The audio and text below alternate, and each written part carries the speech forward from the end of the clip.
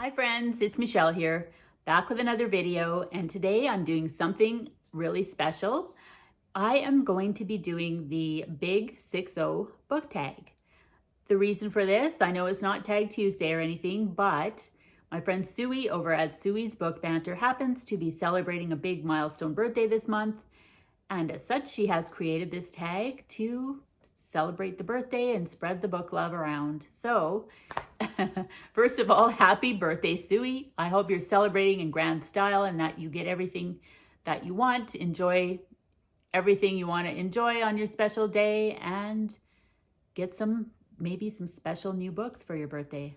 I don't know, but thanks so much for tagging me and giving me this chance to talk about books. So let's get started. The first question in this tag is, what is a comfort read you will never outgrow? So I don't really have any books from when I was younger. However, one book that I would definitely categorize as a comfort read would be The Count of Monte Cristo by Alexandre Dumas. Very well-known classic book here. And I started this last year. I just love hunkering down with this book. It's like a portal to another world. Just the fact that this book is so old is inherently magical to me. Like, that's all I needed to get enticed to read this. Once you get into this story, because it was originally written as a serial, like in little segments, the chapters are very fast to breeze through and you get invested right away. I'm not going to go into too much detail, but just to say that, yeah, this is so comforting. I think part of the reason, as well as the fact that it is so old, is that it's also very cinematic. This book was playing like a movie in my head as I was reading it. I'm not finished reading this book. I do intend to finish it by next year, hopefully.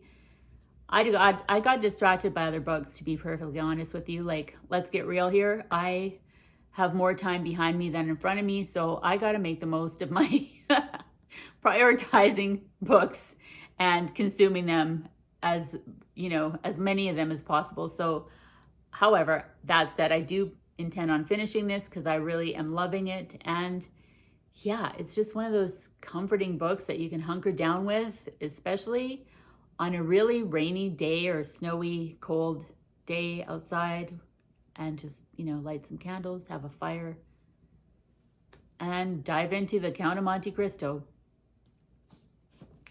Number 2. What is a book that was published in the decade you were born? Okay, so I took this one a step further. I found a book that was published in the year I was born, 1968. That book is 2001, A Space Odyssey, which of course led to the movie of the same name. And what can you say? I haven't read this book yet. Of all the books published the year I was born, I think that's one that I would definitely really enjoy. I haven't seen the Stanley Kubrick film, but I don't know why. I mean, it's a classic as well, so yeah. But that's the one I came up with. The year I was born, it came out, and it was very popular, so there must be something to it. I'll have to check it out one of these days. Number 3. What is a book you would rate 6 stars on a 5-star system? Okay, it's no secret how I feel about this next book.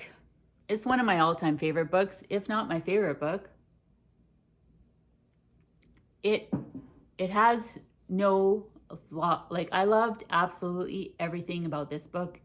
It's a book I would read again, and I would recommend to anybody. And that book is The Goldfinch by Donna Tartt. It's got everything. If you don't know what this is about, I'm just going to read you a little bit of the synopsis on the back here to give you a taste. In this book, we're following Theo Decker, a 13-year-old New Yorker who miraculously survives an accident that kills his mother. Abandoned by his father, Theo is taken in by a wealthy Park Avenue family. He is bewildered by his strange new home and tormented by his longing for his mother. But he clings to the one thing that reminds him of her, a small, mysteriously captivating painting that has come into his possession, which is called The Goldfinch. As an adult, Theo moves easily between the antique store where he works and the drawing rooms of the rich and the underworld of art. He is alienated, unmoored, and in love, and drawn inexorably by the power of the painting into a narrowing, dangerous circle. So this book has something for everybody. There's the intrigue, there's the tragedy, there's the coming of age story, there's the settings. It moves between different regions, from New York City to Russia to Las Vegas to Amsterdam. And the characters in here are just unforgettable. And, yeah, it's got a little bit of something for everybody. It's, the romance, the intrigue, the fast-paced thrill ride, the suspense, and the drama. I don't know. I don't even know what to say. This is a book I would read again and again. And yeah, if I could rate this one 6 stars, I would, or more. Question number 4. What is a book from each of your 6 most read genres? From your 6 most read genres. Okay, so the most read genres I have would be literary fiction, of course, historical, fantasy, memoir, sci-fi, and what else? Horror, probably. Yeah. Anyway, I picked a selection of books here from each of my most read categories. In the sci-fi category, we have Dark Matter by Blake Crouch. This one is a fast-paced, draw you in from the first page and not let you go thrill ride all the way through. It was so entertaining. It asks the question, are you happy with your life? Because these are the last words that Jason Desson hears before the masked abductor knocks him unconscious. Before he wakes up, he finds himself strapped to a gurney, and he's trying to figure out if he has no memories, so he doesn't know if the current life he's living is the real one or if the life they're telling him he used to have is the real one. It is, as confusing as that may sound, it all makes sense. It is so well written, and like I said, a fast-paced thrill ride that you can't put down. I love this book. Still one of my favorite sci-fi books. In the fantasy category, we have Yumi and the Nightmare Painter by Brandon Sanderson. Now, he's got this huge series that you may have heard of called the Stormlight Archive, which is set in the Cosmere universe. This is a standalone book, which is why it's so unique, and especially in the genre of fantasy. They're mostly series and so on. So anyway, if you're wanting to try a Brandon Sanderson book, but you don't want to commit to a 1,200 pager, this would be a great choice. It'll give you a good idea about his writing, his world building, his characters, his sense of humor. In this book, we're following the 2 characters, Yumi and the Nightmare Painter. The Nightmare Painter on the cover here, he's a guy who lives in a world of darkness, and he's got a job, and this is a job in this world where people are plagued by nightmares. So it's his job. He takes his art supplies in a little carrying case and goes around looking for nightmares. As soon as he paints the nightmare, it disappears. It just vanishes. And the person who's having it has relief from the nightmare. Yumi, on the other hand, lives in a world of light, of daylight. And she is a leader, a hero among her people who goes and gives public speaking engagements and helps to heal people in her community. However, she doesn't feel that she's deserving of this type of responsibility. She doesn't like her position in this world. She just wants to be anonymous and live a quiet life, I think, but she's very daunted by, having people's health and well-being on her hands. Like, it's too much. So in this story, eventually the 2 get together to help try and heal their respective worlds and come together and overcome all the problems that are plaguing their respective peoples. So that's the basic gist of it. It is so much more than that.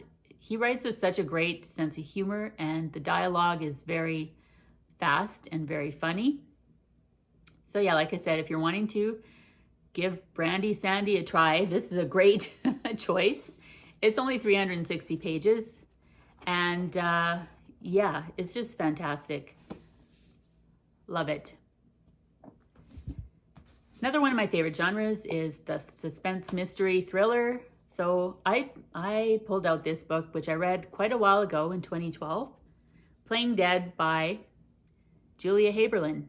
I think this is her debut novel, but we're following a girl named Tommy in this one, and her father has recently passed. Her mother is in a memory care facility, and all of a sudden this stranger comes and tells her that her family is not all what she thinks they are. He claims to be her real father, that she was kidnapped as an infant 31 years ago, and so this sets her off on a mission to find out the truth about her heritage, like who her real parents are, did this actually happen, and what the heck is going on. It sounds kind of out there, and it is, but the way this is written, it just hooks you right in from the beginning, compulsively readable, and you just want to cheer her on. And you know, she goes on this road trip and she gets herself involved in this blackmail plot. I think she's accused of crimes she didn't commit along the way, and yeah, all on her mission to find out the truth about her family. So Playing Dead, Julia Haberlin, I really enjoyed this one. In the memoir category, and I did talk about this book on my channel in a separate video where I go more in depth, but we have Seductive Poison, a Jonestown survivor's story of life and death in the People's Temple by Deborah Layton.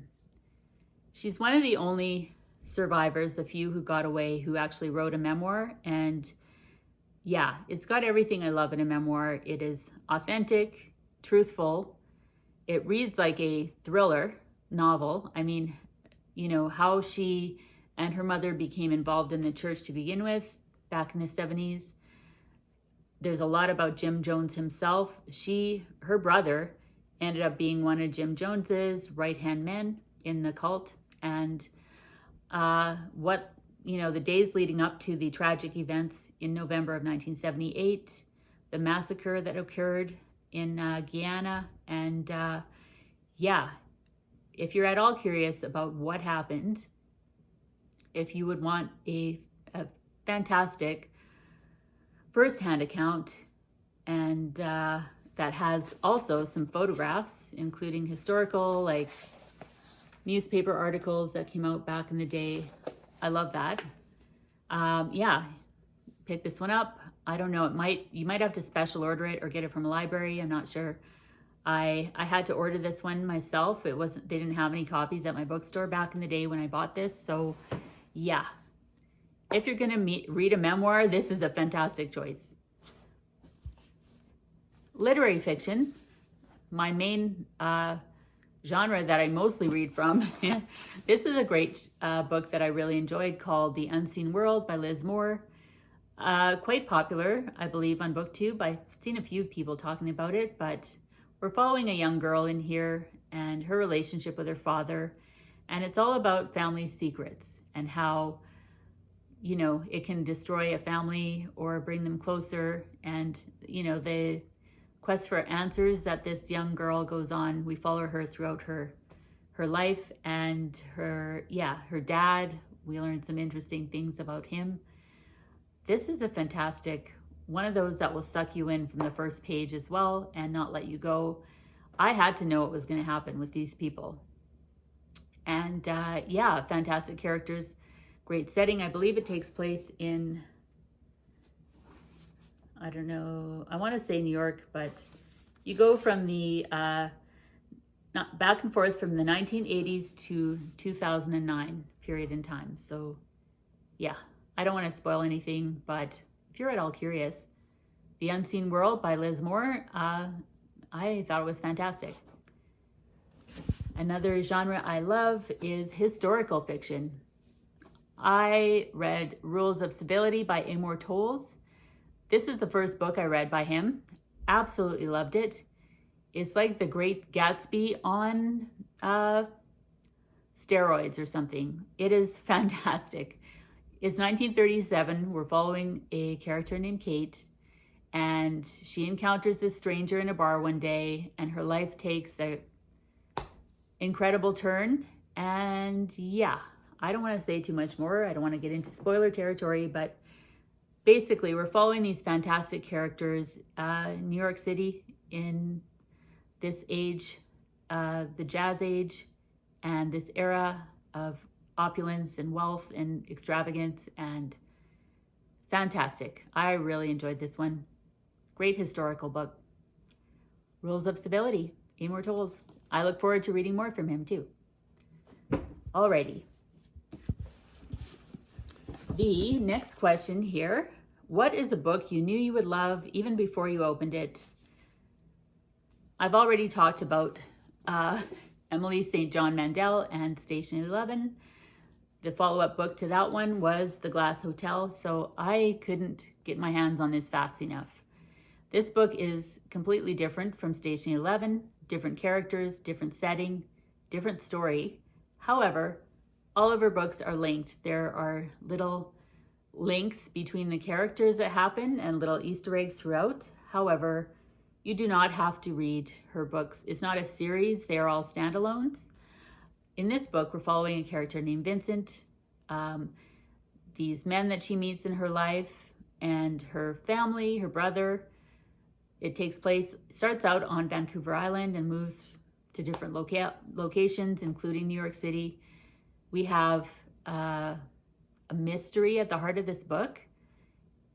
We've got some blackmail that takes place. We've got some romance.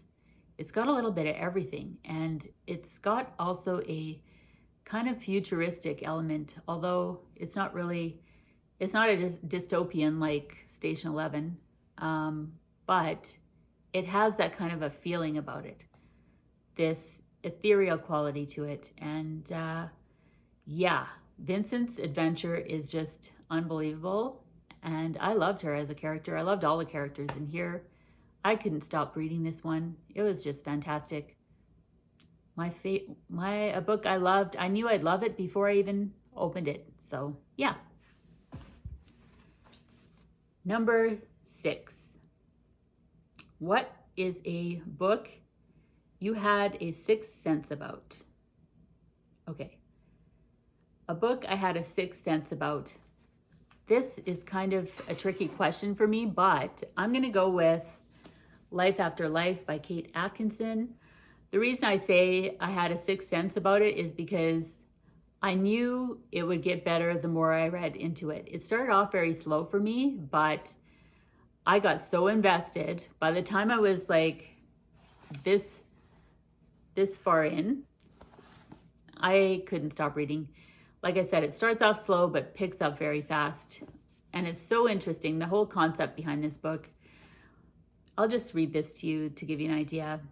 On a cold and snowy night in 1910, Ursula Todd is born to an English banker and his wife. She dies before she can draw her first breath. On that same cold and snowy night, Ursula Todd is born, lets out a lusty wail, and embarks upon a life that will be, to say the least, unusual. For as she grows, she also dies, repeatedly, in a variety of ways, while the young century marches on toward its second cataclysmic world war. So it's got a fantastical element in the idea that this protagonist, Ursula, dies and gets reborn. So with each chance at another chance at life, she has the opportunity to change things and to learn from what's happened in the past. Along with a cast of incredible characters, unforgettable people, with the backdrop of the war and everything, this was just a fantastic epic historical book with some fantasy elements to it. I just love this one. And I'm glad I kept reading because, like I said, it started off slow, but I had a sense that I would enjoy it if I kept going. So And I would encourage you to do the same if you're interested, because it turned out to be great. Okay.